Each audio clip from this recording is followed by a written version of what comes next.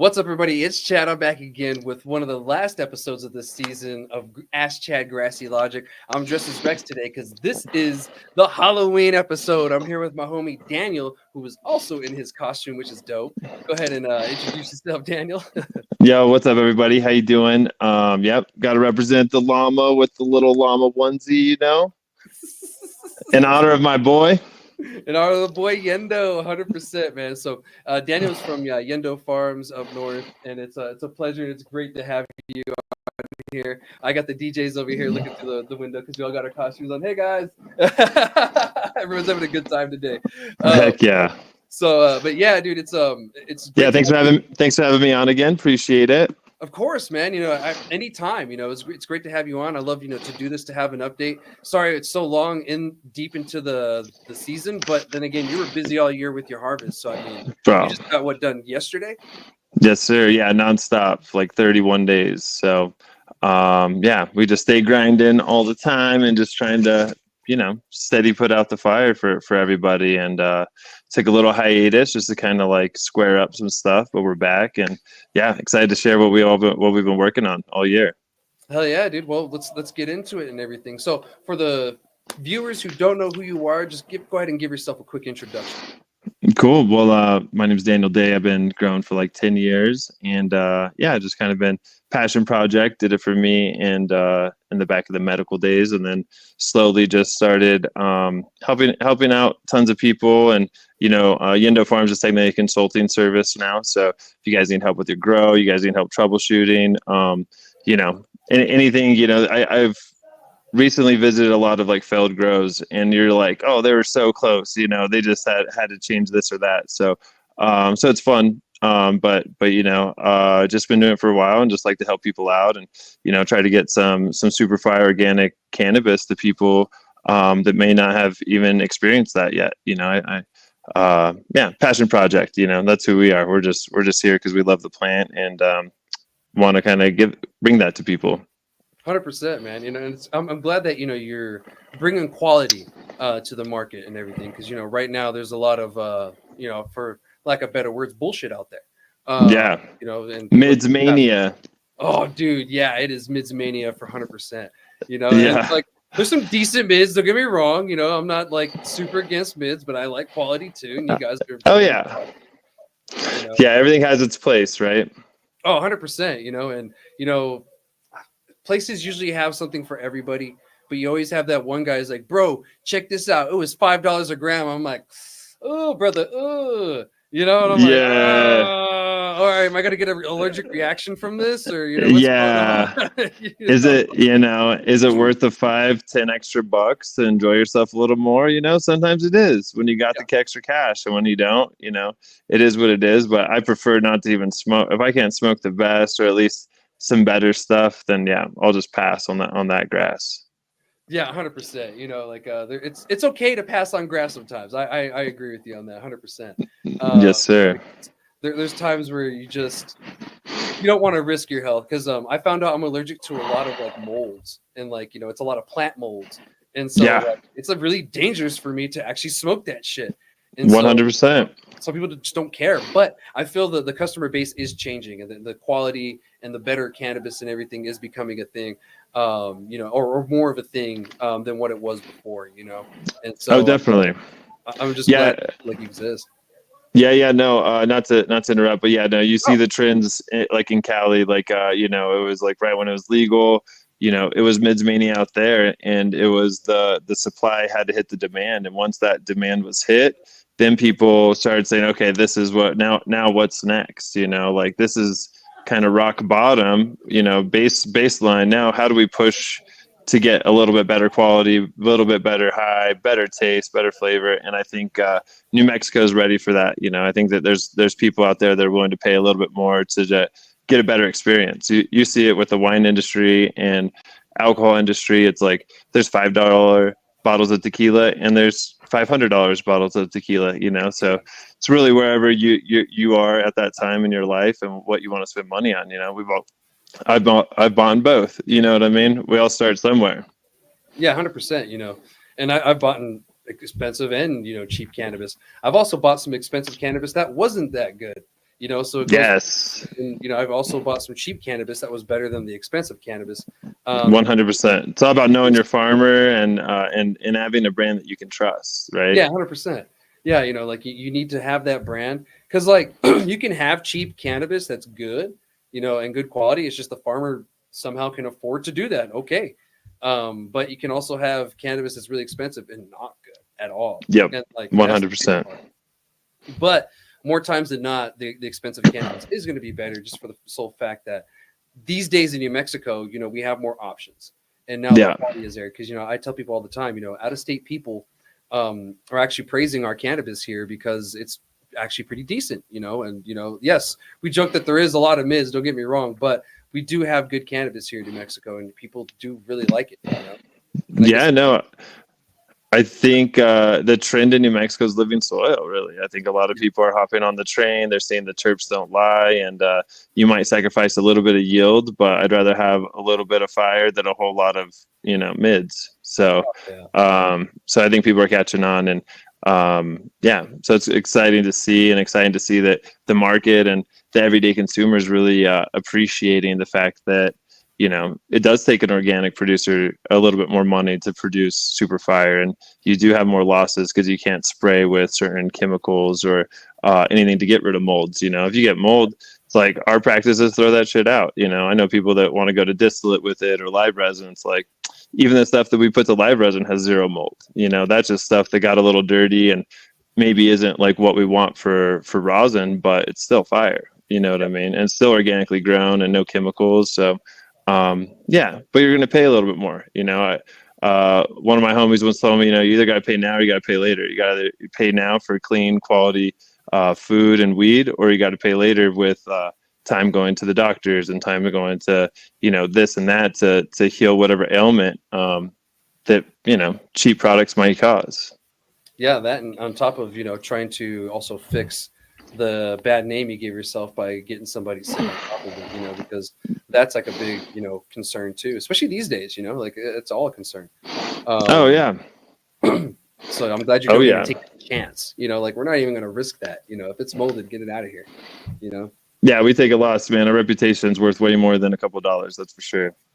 And you have a great reputation. Let's talk about it. So Yendo Farms, like where does the name come from?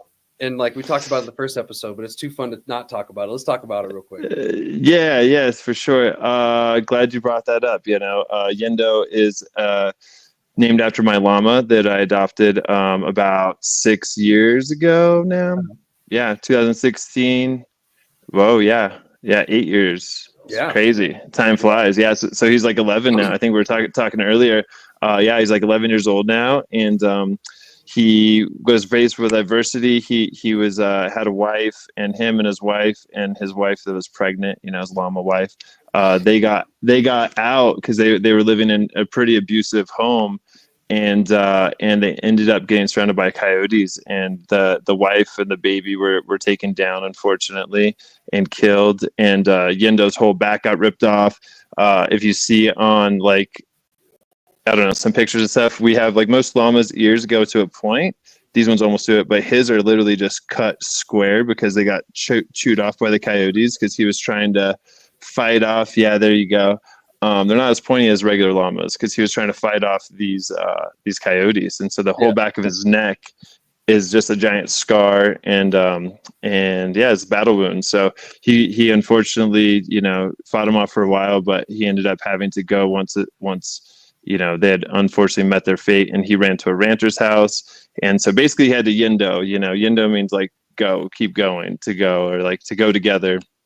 And so we loosely translated that to what Yendo stands for, because in the farm, adversity every day, there's always something that's getting thrown your way. You have to hop and hurdle and jump through hoops, and you got to Yendo. You got to just go. You got to keep going. And then so that's kind of like why he was named that. And then we thought it was a great representation for farm life, where it's like, let's Yendo, like let's keep going no matter what gets you down. If you don't stop, it's always going to be in the past, and you're always looking forward better things. But you let those things get you down, and you're stuck and you're stagnant, and that's not a place anyone wants to be. Yeah, like it's almost like when I tell people, you got to drive on with the mission.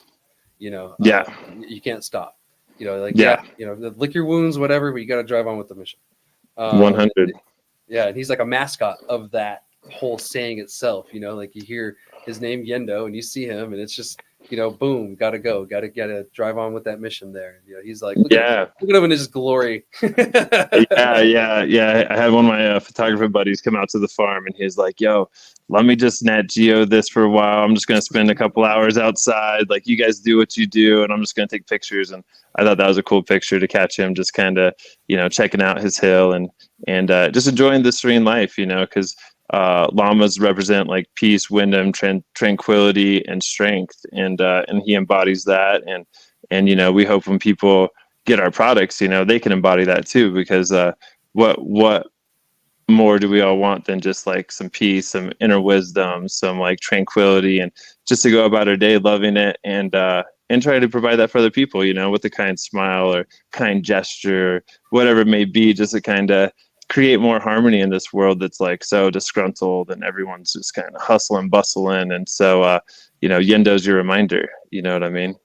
Yeah, 100%. Like, and anytime I see the logo or see Yendo, yeah, it's all like, Yeah, it's a feeling, right? Yeah. yeah, Like, oh, there's the lava. All right, cool. So, it's going to be fire. You know what I mean? yeah, exactly, Yeah, 100%. Yeah, you see that llama, it's going to be fire. And then yeah, you have them on the logos and everything like that. You showed me a lighter before the show that someone made custom, right? Do you want to show that off? yeah. So this is a cool little lighter that Strike Customs made. My boy Zaki Chan got these made for me and my girlfriend. This is actually my girlfriend's lighter, and then he hooked me up with a sweet. Let's see here, the sweet torch. So Strike Customs 505 on Instagram. Get at them if you want a custom, torch. He might even make you a llama if you ask for one. Ask him for the Yendo llama. And shout out my boy Zaki Chan for hooking it up. And he's a sea moss plug in New Mexico. So if you need sea moss, those minerals, that's the dude to hit up. Fire. Oh yeah, and the sea moss elixirs are great. So if you catch them, so. But yeah, he's a great dude. He's our right hand man on the farm, and great guy. So super stoked to have him, and he knows what Yendo represents. So he had these made for us. So I thought that was super cool. One of the coolest gifts I've gotten in a really long time. No, dude, that is dope. He did a great job, even on the color scheme. Like it's just perfect to the logo and everything. Yeah. Oh my god, it's like he just took a photo and just wrapped it on there. yeah. No, it's crazy. I was just like, how did he do this? And I guess he molds everything by hand and then paints it all on himself. And pretty cool. He's done some really cool ones. He's done some stuff that's even more intricate and kind of out of this world than those. So check him out, give him a follow. Yeah, hopefully you guys like his artwork. Hell yeah, dude. So is Yendo the only llama you have right now, or do you have more now?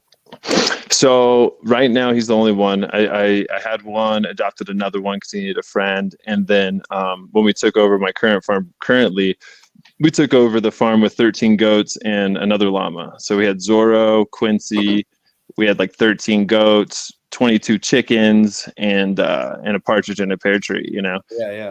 And then my two little ride or die dogs that are right here with me now. But they've since passed away. They're like 23 when I adopted one, and 25. So they only live to between 25 and 30. So Yendo still's got about 14 to 19 years left, and the other two are just with us in spirit. So Nice.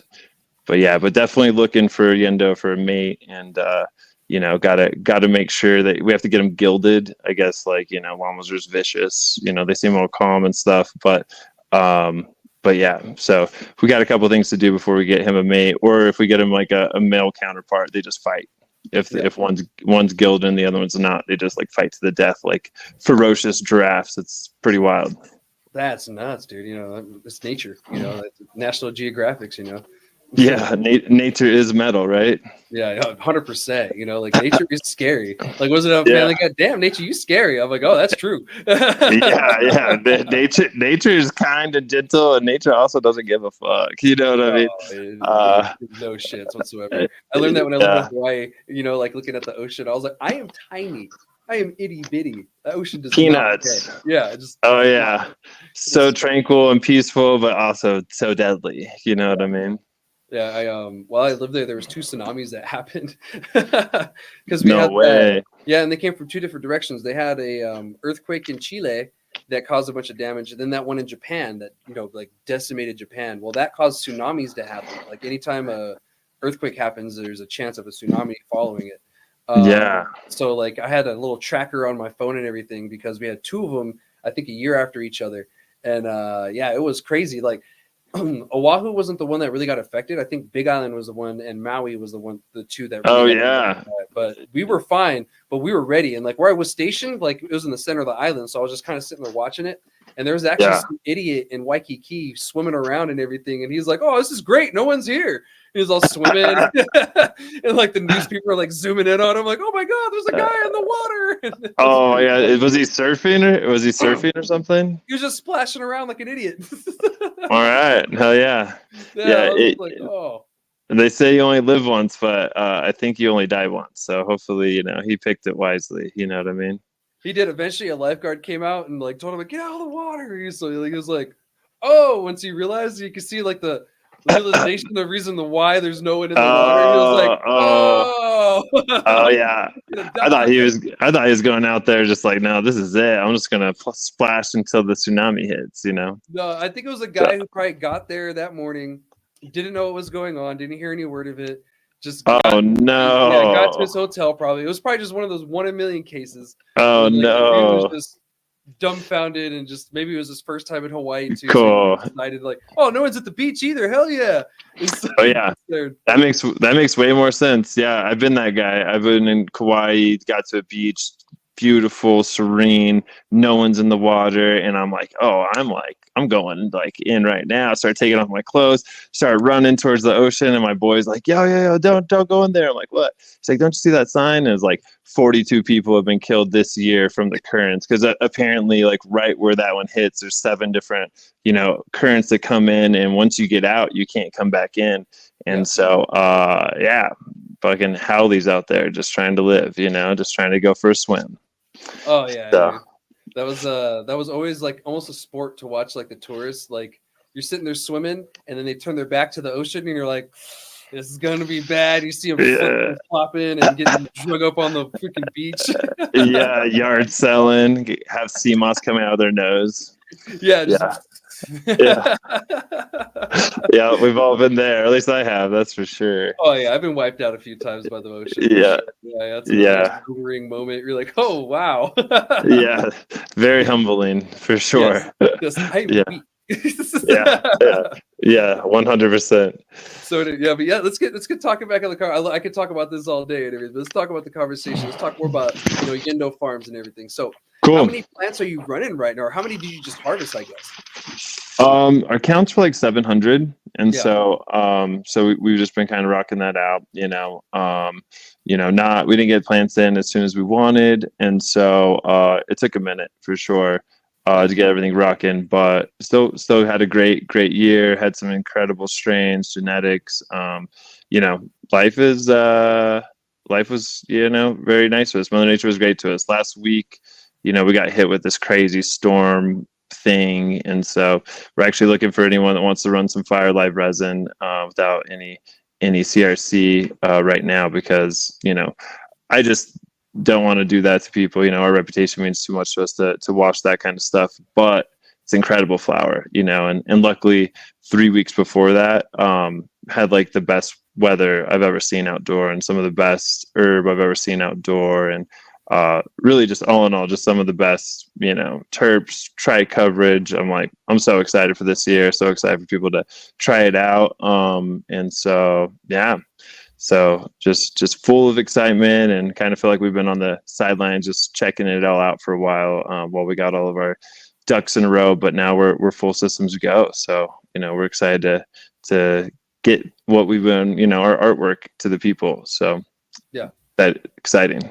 Hell yeah, dude, it is. And you showed me a picture of your plants, yesterday, or one of them. And they look gorgeous, dude. You guys are you're knocking it out and killing it. And I've seen the washed product many times, and I've had it many times, and it's always fire. And kudos to you for wanting to keep your reputation intact by doing something like that. It's like, we're still going to give you this product. It's not like it's tainted. It's just not to par for rosin or to par for wash. And to make that call says a lot. Because most people would have like, oh, run it, I don't care, run it, food grade, whatever, but you're making that self-conscious decision to be like, no, we'll still get our money's worth with it, but we're not going to put it into the product that it was intended because of this, but we want to make sure that the product that it would be great. It should happen. Oh yeah, so, fire in, fire out. Hydrocarbon has a place, and there's still a lot of people that like to take live resin dabs, and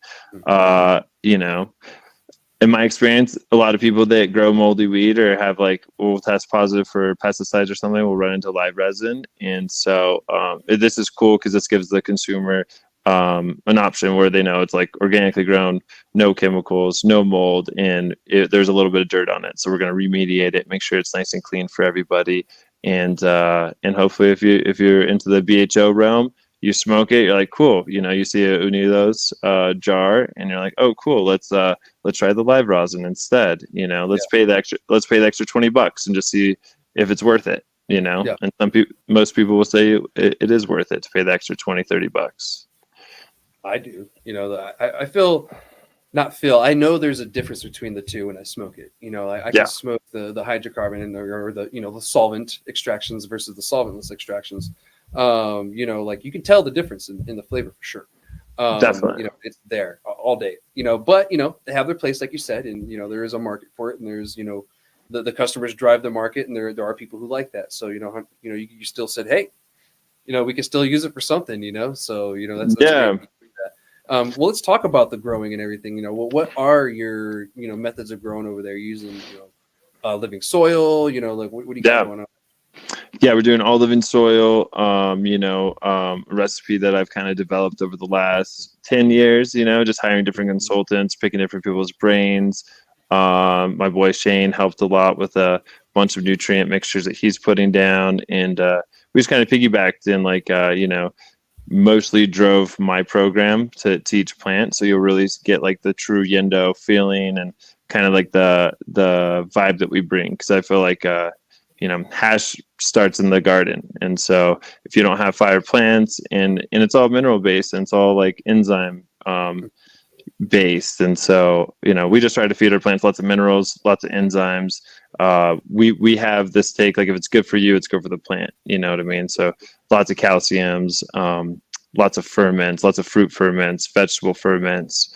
I don't know. We keep it fresh. We keep it just like a human. We don't have a set regimen, especially for this last round. It was just kind of cool. I'm vibing with the plants. I'm like, this is what you guys need today. And we make it happen. And it was cool because I feel like the plants really responded really well to it this year, and exceptional year. It was some of the best weed I've seen, especially grown outside. So pretty cool. The cannabis I saw that you showed me rivals what I've actually seen inside. Some of the things I've seen indoor. I was like, "There's what?" I was like, "That's outdoor, dude? No way!" Holy shit! No, that's how we felt. Our partners put up a super sick fence this year, and so everything was very very clean. The weather was super nice. The birds and the bees and the sunshine. You could have the best indoor facility in the world, but it's nothing's going to match the lumens and the energy from the sun. Sun is unremarkable, or not unremarkable. It is remarkable, but it's unmistakable. You know what I mean? And you could feel that essence. So that's why our preferred method's greenhouse, right? Sealed greenhouse. So you have the indoor clean, with no contaminants, zero really any kind of outside influences, if weather were to get crazy, but then you still have the power of the sun. And so, you mix the best of both worlds. And so I truly think some of the best herb that I've ever smoked or come into contact with has been greenhouse, and so people call it greenhouse, but, is it a sealed greenhouse? Do you have, everything marked down? So, it's a clean facility, you know what I mean? So, I think there's a difference between greenhouse and depths where you have a hoop over it, but there's still open airflow and bugs and all kinds of stuff can still get in.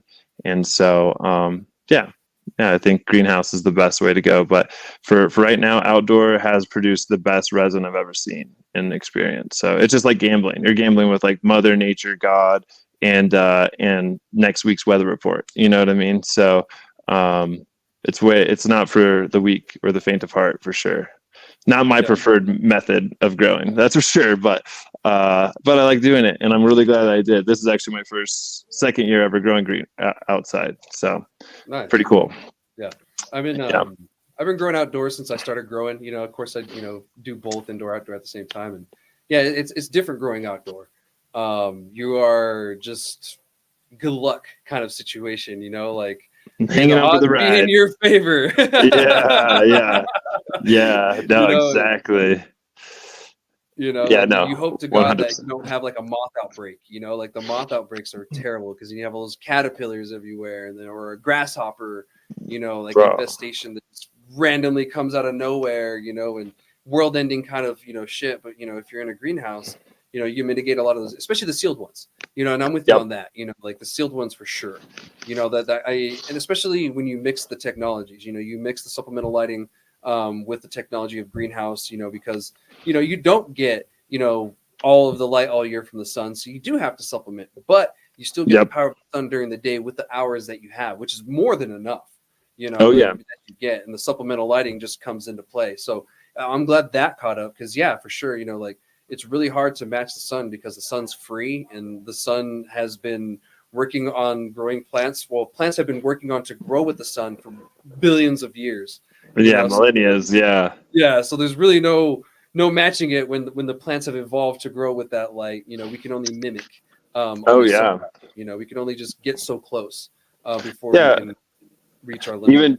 Even just the circadian rhythm of a plant, they get really active and stoked as the sun comes up, and then it's hot during the day and they kind of chill out, and then it's like, okay, it's nighttime, or I kind of start seeing them wind down, and then they're like crashing out for the night. Unless they're super active. Our plants are super active all year, like they literally just prayed the whole time, just like, yo, like thank you, like this is awesome. And so but yeah, it's outdoors. Like you could have the best year ever, and one day could just wreck months and months and months of work. So hats off to all the outdoor farmers that go out there, and it's not for the faint of heart. And to pull out some fireweed outside, especially in New Mexico, good job. You know what I mean? For sure. Because especially down here south, it's a lot hotter. Where is your farm at right now? We're in Los Lunas. Okay, well, yeah, so you're up north, Los Lunas, yeah. So it's a little cooler up there. Down here in the south, it's hot. Hot. And so we go a very, very long time with no rain. And growing down here is not easy. And so when I go somewhere and they're doing great outdoors, it's 110, and those plants are out there just praying. I'm like, hats off to you, homie. Yeah. Like hats off. Yeah. Compost is key in keeping those plants cold, or the roots cooler, right? So lots of fire compost and humus. So is a farmer's best friend, especially down there in the south. Yeah. Well, what is a tip you can give somebody? Say they move from like Oregon, California, and they're growing in New Mexico. What would be just a couple of tips you could give them that would help them out a little bit more? Because some of these guys, they try to mimic the exact same thing. They don't realize that total different ballgame. Yeah. I think everyone that I've known that moved here has actually been pretty successful. If they're moderately successful in Oregon, with like there's a lot of moisture, I guess, depending on where you are in Oregon, but a lot more moisture, lot more humidity, a lot more mold. So having the right genetics is key. Having something that's like heat and stress and drought tolerant. We have some strains that could go a couple of days without getting watered and are still praying. And you have some plants that you miss their feeding by a couple hours, and they're sad. They're definitely visibly like, what the fuck is going on? Hit me with some water, please. So I think genetics are huge. Airflow, and just like depending on where you are in the state, because I know like up north, it's cold, and so having some kind of supplemental heating if you are in a greenhouse is essential. Airflow is essential.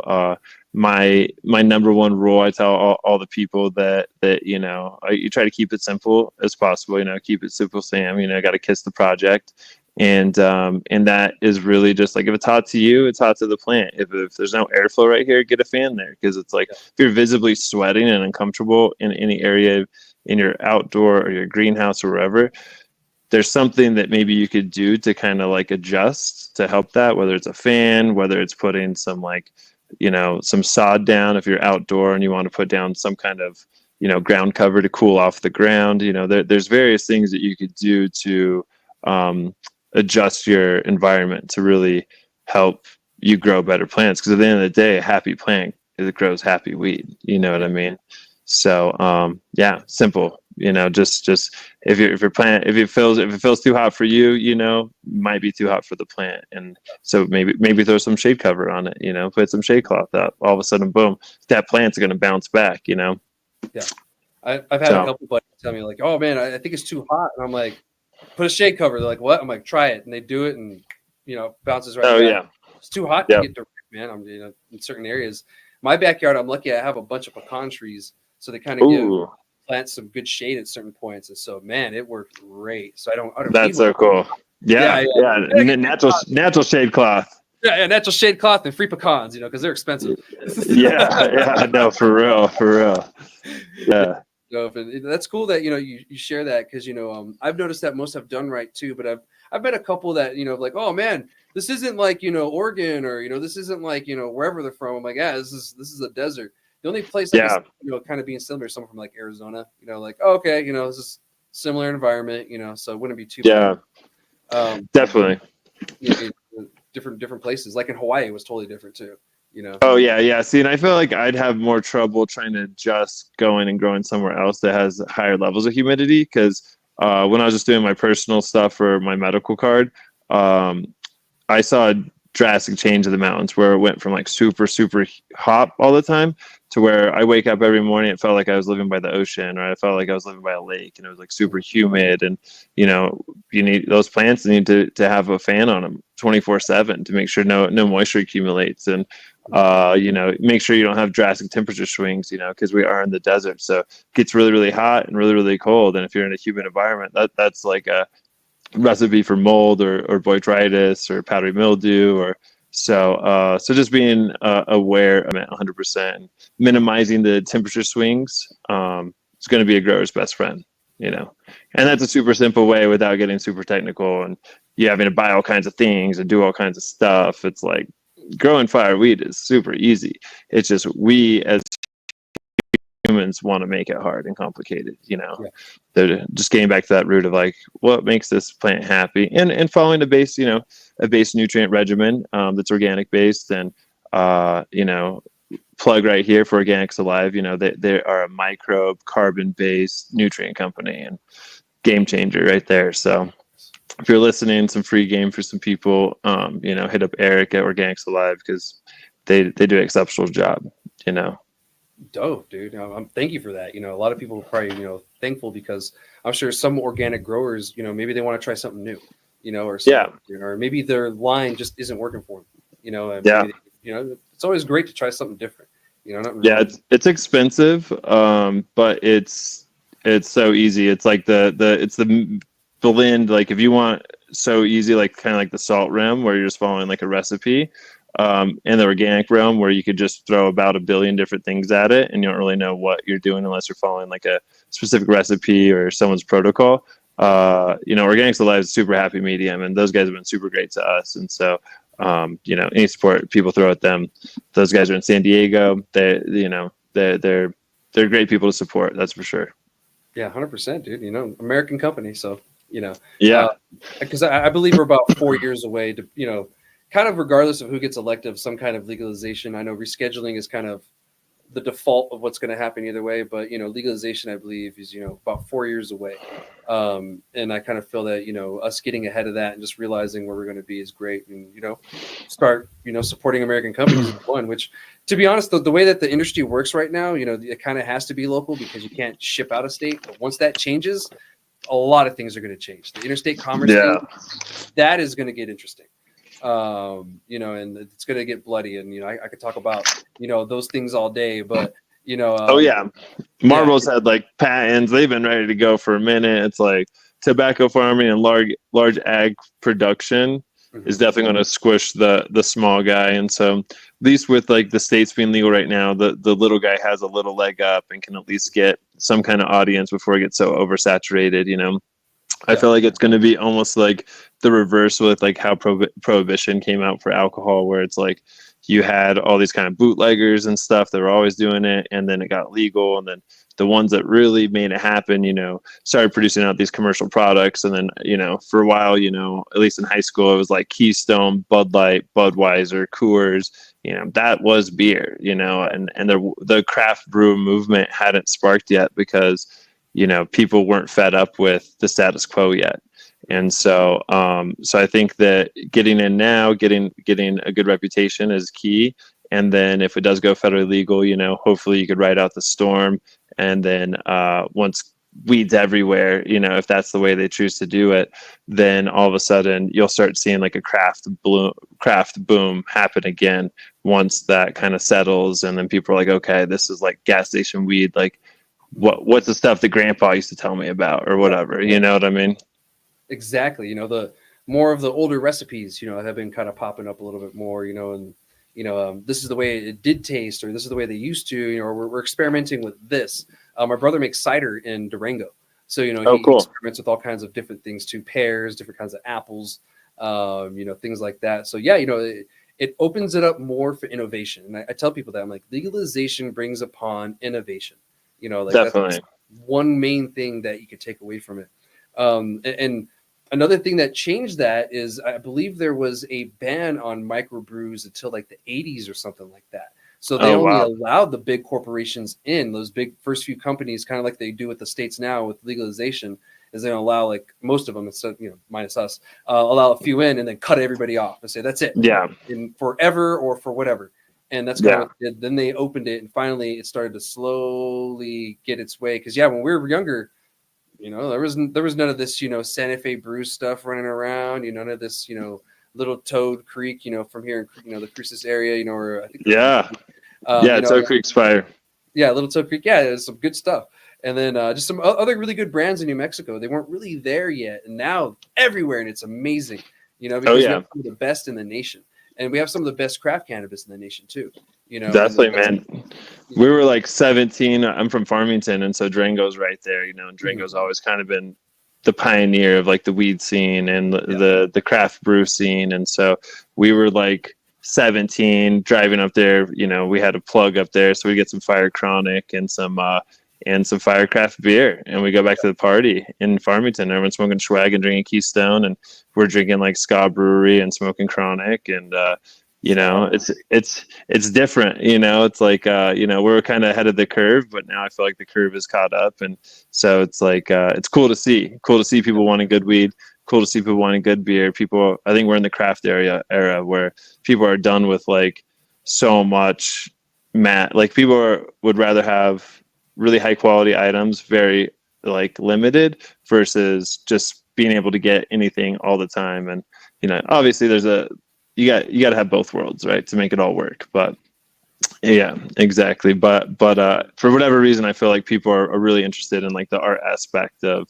craft brewing and craft pastries and, you know, craft, you know, artistry, making blankets. And so it's cool to see. I feel like it's like a renaissance of like just people just kind of being more creative and all kinds of entrepreneurs. And it's cool to see. No, I love it too, because, you know, and I think COVID kind of helped with that. It showed how many more Americans are actually entrepreneurs. You know, like some of us had no choice but to hustle or be an entrepreneur. And I think that really re-sparked some of that. You know, I don't think it was the only reason, but I think it helped re-spark that. And now we're seeing this huge boom of just more of this artisan kind of work when it comes to products, foods, and, you know, other services.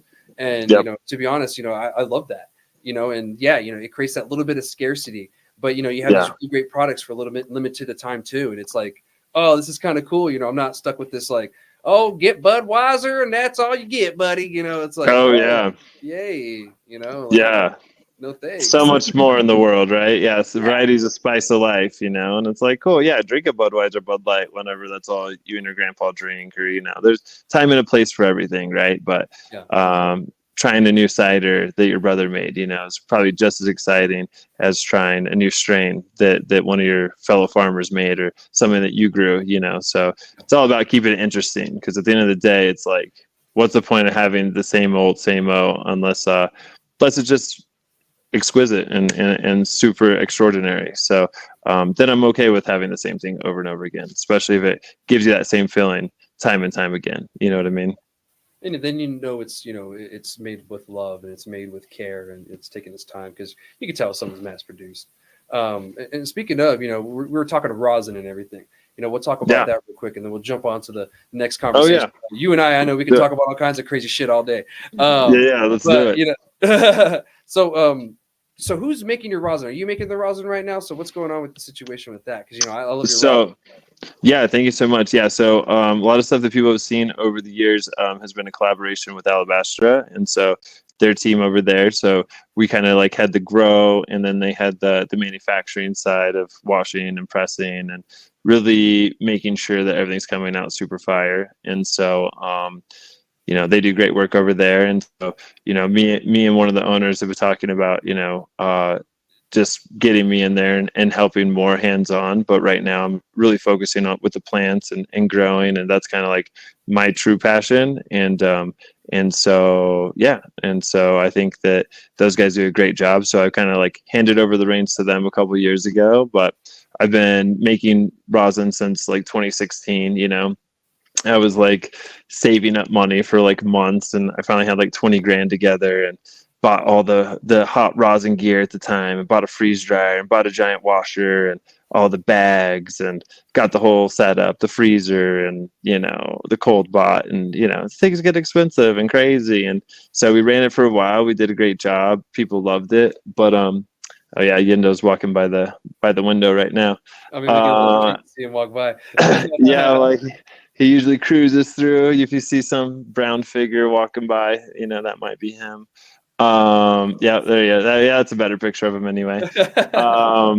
And so I just wanted to focus on like right at the time I had a hard time juggling making rosin and growing, and I was like so small scale. I didn't really have like a setup, like a room, so I'd have to break down and set up every time I wanted to make rosin. And so me and Shane from Alabastra started chatting, and we both have a love for terps and fire, just producing the fire and trying to get the best out to people. And so when we did a collab for both of us, it came out to be some of the best rosin both of us have ever smoked. And a lot of people caught wind, and I don't know, all of a sudden people were talking about Yendo and the llama, and everyone loved the llama. And so we decided to run with that. And so Yendo Farms teamed up with Alabastra to do the Unidos project. So if you guys see Unidos out there, you could look for the llama. And if you see the llama, it's fire. And so that's our current project. So that's where you're going to be finding like sour gack, which is one of my favorites right now. That's like mystery sour crossed with the gack strain from the Dying Breed family up in Northern California. So I believe the same guys are responsible for Skittles from like the gas station Bob Cut. They kind of helped get that out into the world. And then, we got the Sandia Cream Soda coming up. That's like straight watermelon, strawberry terps. Like that's the one I sent you a picture of.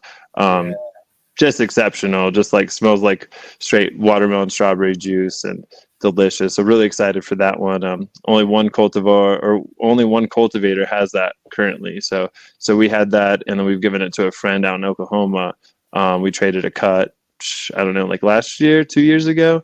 And so that's became his number one strain in his garden, and everyone in Oklahoma City is loving it. So really excited to share that with the people in New Mexico, because that's just kind of been, I don't know, we have a pretty deep library, so that's just kind of been one that hasn't really gotten her chance to shine yet. And so this year we put her into action, and she was a star player. So definitely be on the lookout for that one.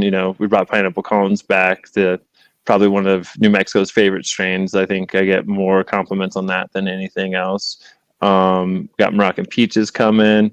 We got Honey Bananas coming. We got Grape Gas. We got Z Face, which is Skittles and Face off of G. We got some papaya coming. Got to bring back some old school, new school strains. yeah, man, Black Maple's coming out. The Black Maple came out so good. So if you like gassy, never really understood why they called it Black Maple, but it literally smells like someone made you a fresh like pancakes and just drizzled it with maple syrup. And it's just one of my favorite terp profiles right now. Very unique, sweet but gassy. And so yeah, man, lot to look forward to. Yeah, 100%, dude. That's a lot of. That's a great lineup, a heavy hitter lineup, and there's terps. Yeah. Because like I'm imagining in my head, I've had yours, the Alabasha collabs, the Unitas and all that, and the terps are always on fire. They're spot on, and I love the way it tastes, the way it smells, the way it looks, And when you open it, you're like, oh yeah, even when it's cold, you can smell it because if you guys don't know, when rosin's in the fridge, when you pull it out, you don't smell as much of the terps. Hasn't warmed up yet, and when it warms up, is usually we can smell it better. With this, no, it don't even matter.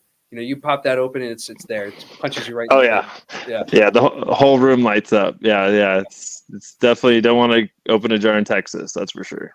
Oh yeah. Oh no. Yeah, definitely. Yeah, you don't want to open an Alabaster jar over there. Heck no. Yeah. So where can people find like your rosins? Or are you selling flour too?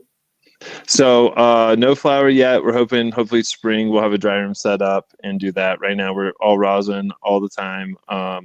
We have a pretty big following and people love it. So for right now, we're going to just try to crank out as much rosin fire as possible, stock inventory, and then start dropping some flour. So people start saying like, cool, what's next? And so, so I think dropping flour is going to be the next move, hopefully next spring.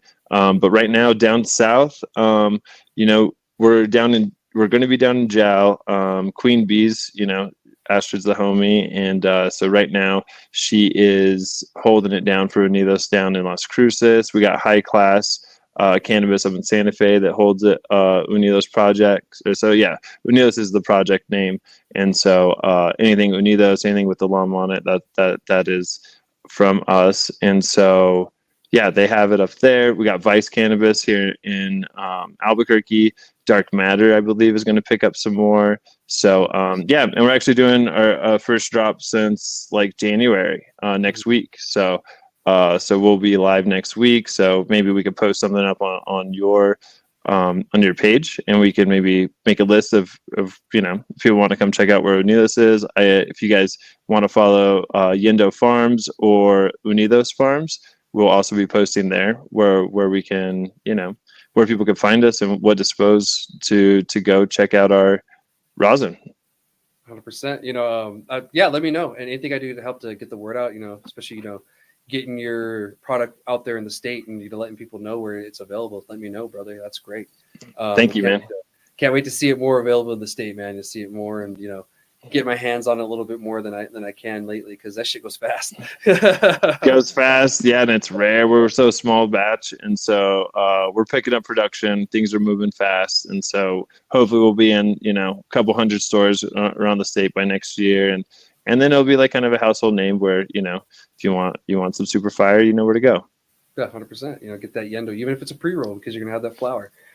Bro, yeah, the pre-rolls are smoking good. Yeah. The flower is great. If without fire flower, though, people should already know. Yeah, and oh man, that's good. I can't wait for you guys to check out their flower. It's amazing. I have that picture. Maybe I'll share that picture on socials if you don't mind or whatever. Go for it. Yeah. And so that way you guys can get the treat and really check it out and everything. But man, I really appreciate you, joining me on the show and everything. We'll continue on to the last topic of the episode because we're running long. I didn't realize how long we were talking and everything, but I appreciate you sharing everything about the farm. Of course, I love talking about Yendo, the llama, and everything. So I appreciate it, man. But do you have anything before we move on to the next topic? No, man, we covered it all. Just look out for Unidos Farms, and and then who knows? Maybe Yendo will have a dispensary one day and come say hi. And Heck so yeah, we'll see. Lots in the works. We just gotta keep it moving. Got a Yendo. Got to keep going. 100%, man. Drive on with that mission. Well, I appreciate you, man. We'll work. You already told us where people could find you online on the Instagram, and you said it was Yendo Farms 444. Yep, Okay. I believe that is the one. Yep. Okay. And then at Unidos Farms, UNIDOS FARMS. Cool. Awesome. Well, I wanted to make sure that was out there, so you guys check them out. I'm gonna be sharing that for the picture of that flower because that was fire. But Cool. anyway, thank you again, Daniel. Let's move on to the last conversation that we're gonna talk about that we really have time for today, and it's kind of important because this is making headlines and like national news things. So looks like 8 companies here in New Mexico is suing the federal government. I know you guys don't have to deal with the border checks up there, luckies, but down here we have we're kind of plagued with the border checks up here.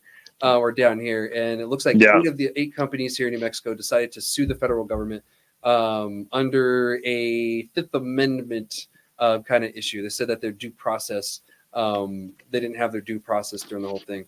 So we'll see where it goes. I'm kind of curious, and if you guys don't know, and if you're new to the show, I actually have been keeping everybody updated what's going on with the border checks because I live down south in Las Cruces, and you can't throw a rock without hitting a border check. You can't leave Cruces without going through one, and all of us deal with it, and that's where most of these seizures are happening here in the area. And it's probably close to about $1 million of what they've seized so far in product.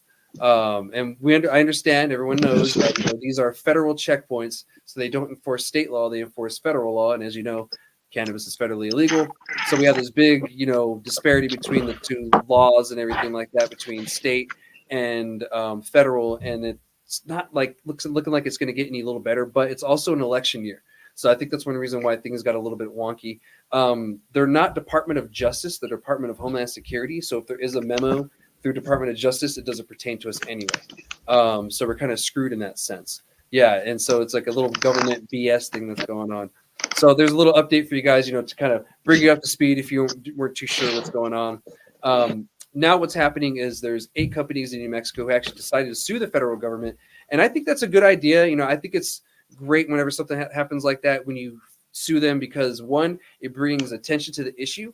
2, you actually could get something done in court. And 3, it kind of helps with it progressing on. One thing I don't really see it happening is actually changing the feds' minds, because I've seen similar lawsuits like this happen or go through in the past, and they didn't really go anywhere. But I could be wrong, and we could see some kind of historical, ruling happen out of this. I don't know. But I do know that they're going under the Fifth Amendment kind of thing. I don't know what else is really in there. I haven't checked out the thing. But I have the companies who are suing the federal government. If you guys are curious, because I'm sure people are going to ask me, it's Mesilla Valley Extracts, Royal Cannabis, Baked Chicken Farms, Smoky Road Farms, Impact Farms, Chad Core Holdings, Top Crop Cannabis, Mylars, Roland Love, and Desert Peak Farms. So these are all the companies that decided to join in on this. And some of these companies are the same company, so there's 8 of them. But some of them are consolidated into one, but there's just mention on there too. So there's 8 companies, and who knows how many more may join in on this lawsuit. So we'll see. I mean, so far, what are your thoughts on this, whole situation with that? It's wild. I think that if you have a state manifest that shows that you're operating within the legal terms that the New Mexico kind of voters have given, that you should get like a federal pass. And I feel like there should be some communication where it's like, hey, these guys aren't criminals. These guys are just like businessmen. Literally should be treated as if you're taking some peaches from your farm in Las Cruces up to Albuquerque to sell them to a farmer's market. Yep. I do understand it's federally regulated. I do understand that it is like federally illegal, but that's why if you have the proper paperwork, that should be your hall pass sort of sense or sort of sense. And I tell people all the time, I'm like, we're already breaking federal law. It's already against federal law for us to even be doing this cannabis thing anyway.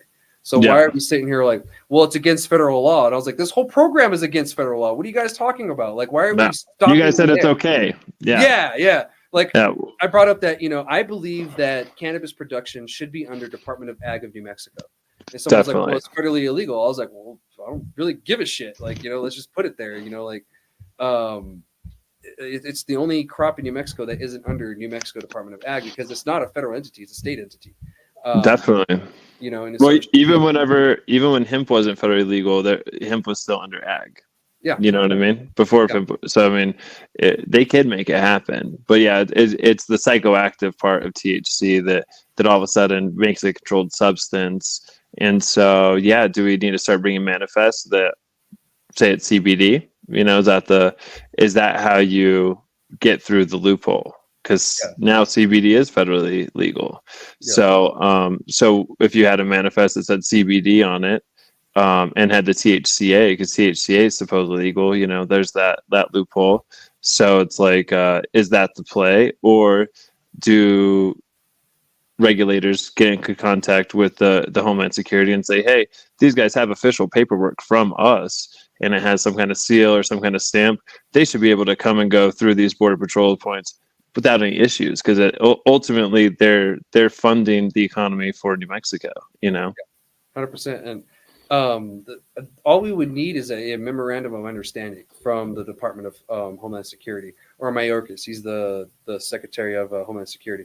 Okay. If we had a memorandum of understanding from him, it's stating, okay, this and this, we understand this, it would be different. It'd be almost like the one, the Robacher. I have a hard time saying that guy's name. That memorandum we had, the Cole memo, essentially.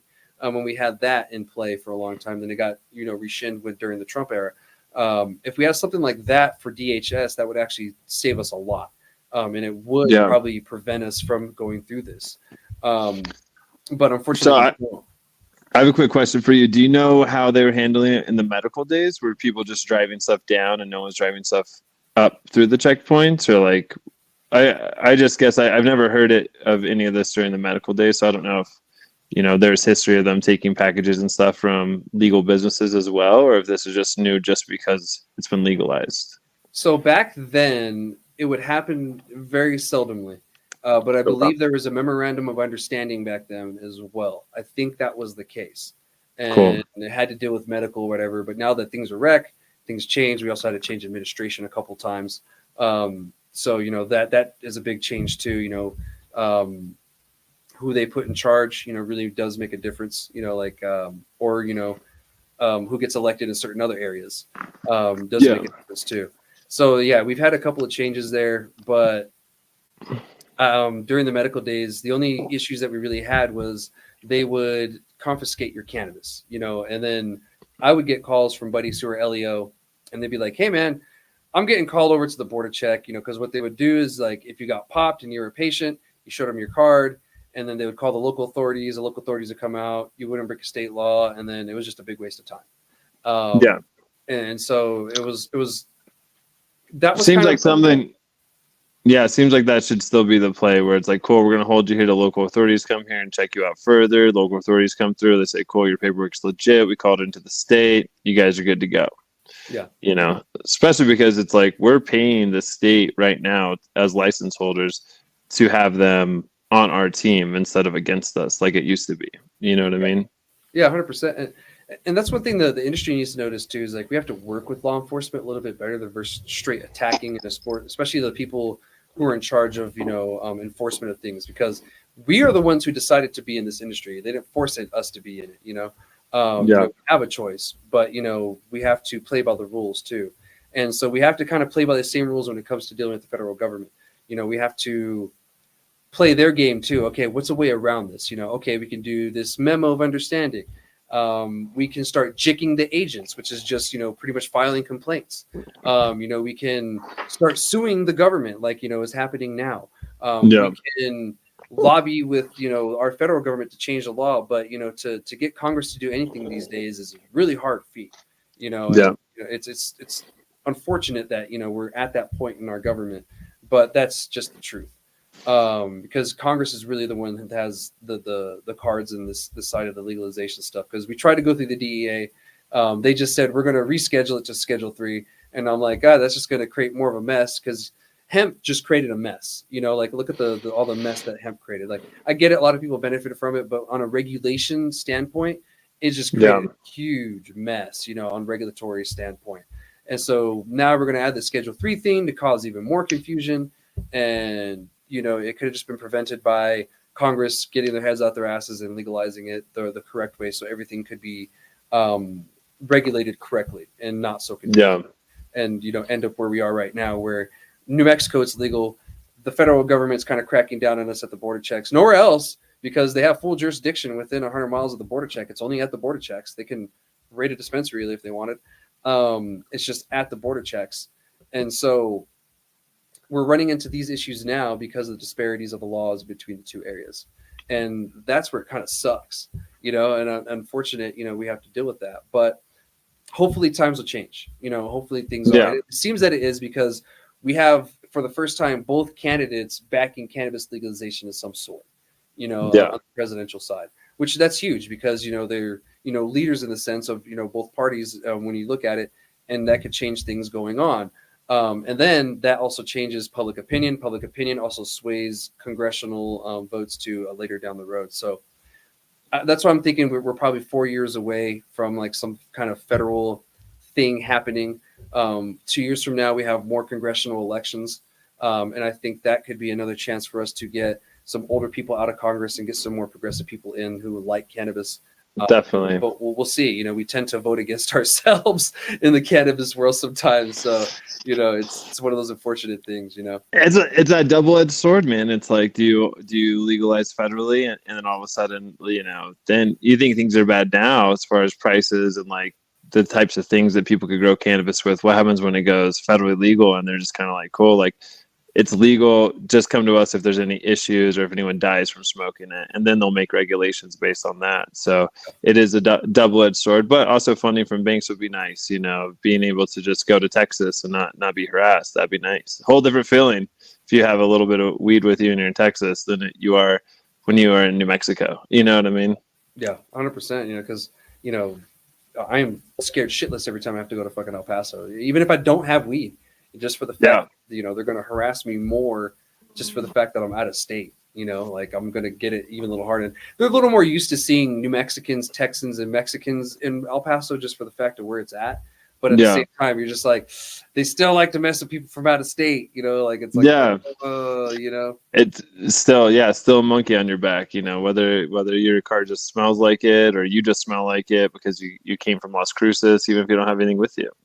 T-shirt. Yep. Yeah. T-shirt, hat. I try to avoid bumper stickers just for the fact that does make you a target. They're not supposed to do that, but they do that. They do that. They profile. Oh yeah. Yes. Profile is illegal, but they profile. Yeah, exactly. Yeah, no, we got charged $250 because we were staying at a hotel room in Lordsburg, and the owner didn't like cannabis, and we just got on harvesting, went down to visit my grandma for her birthday, didn't have any cannabis on us, and got harassed and got charged $250 just because we smell like weed. And we're like, it's my job. You know what I mean? It's like,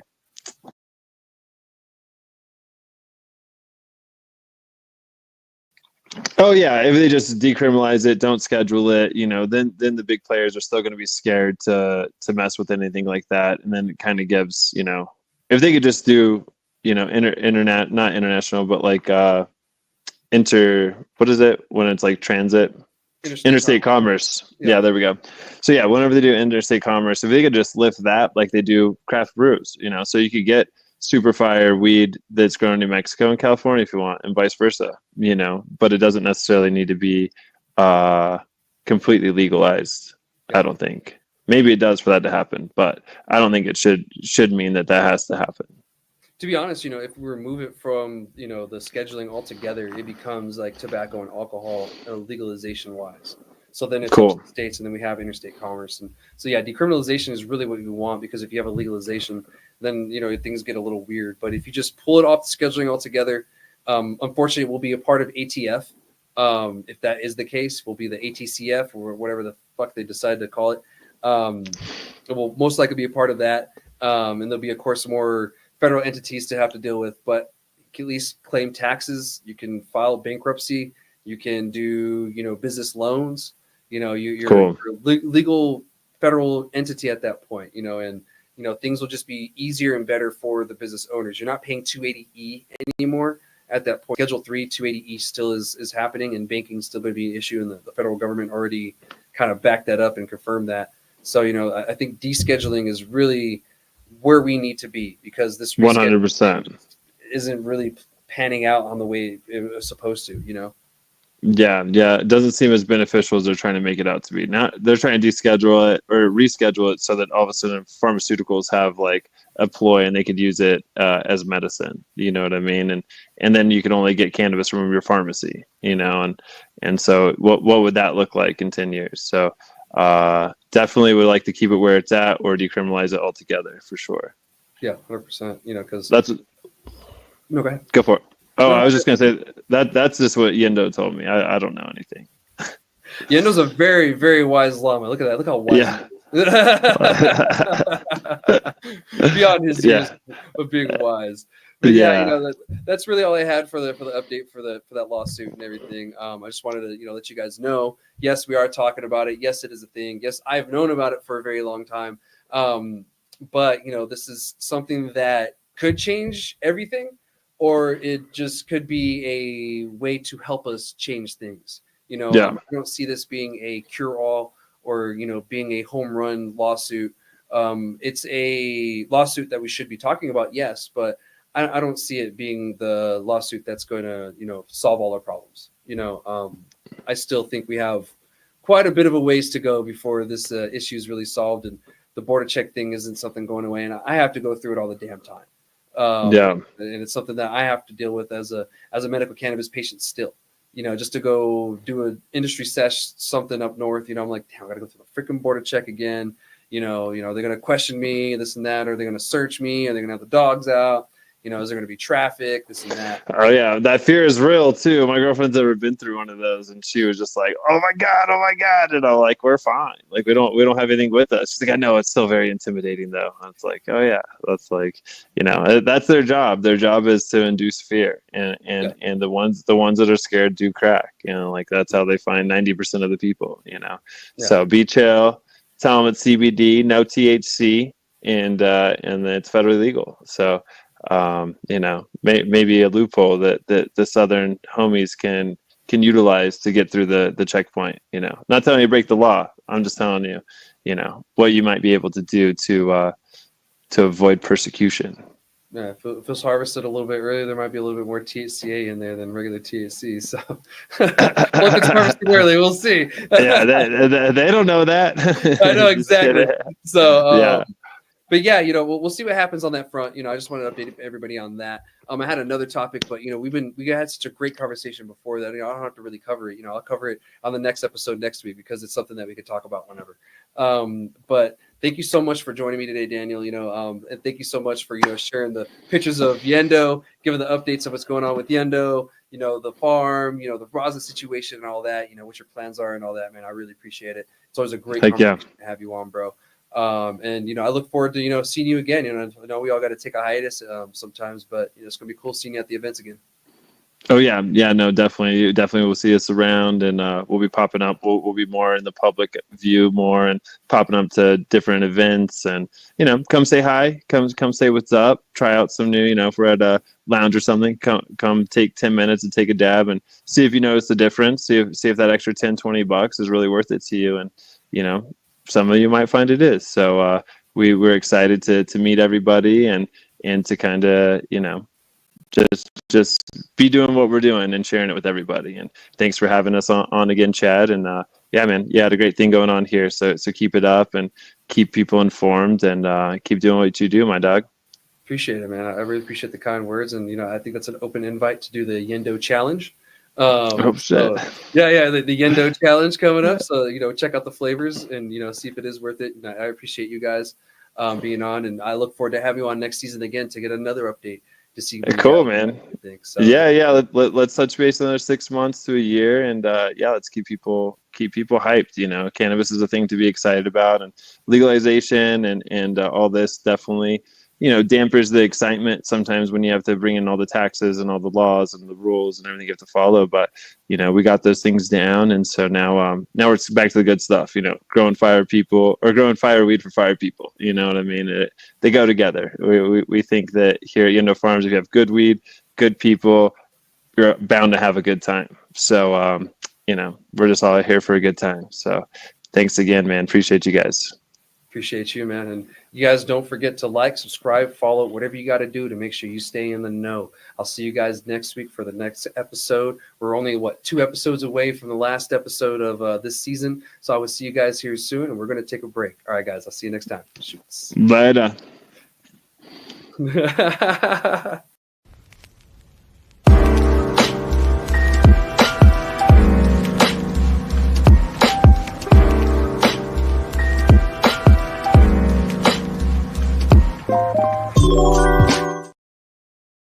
So, yep, I think like you said, double-edged sword, but federally legalizing it or federally decriminalizing it, not.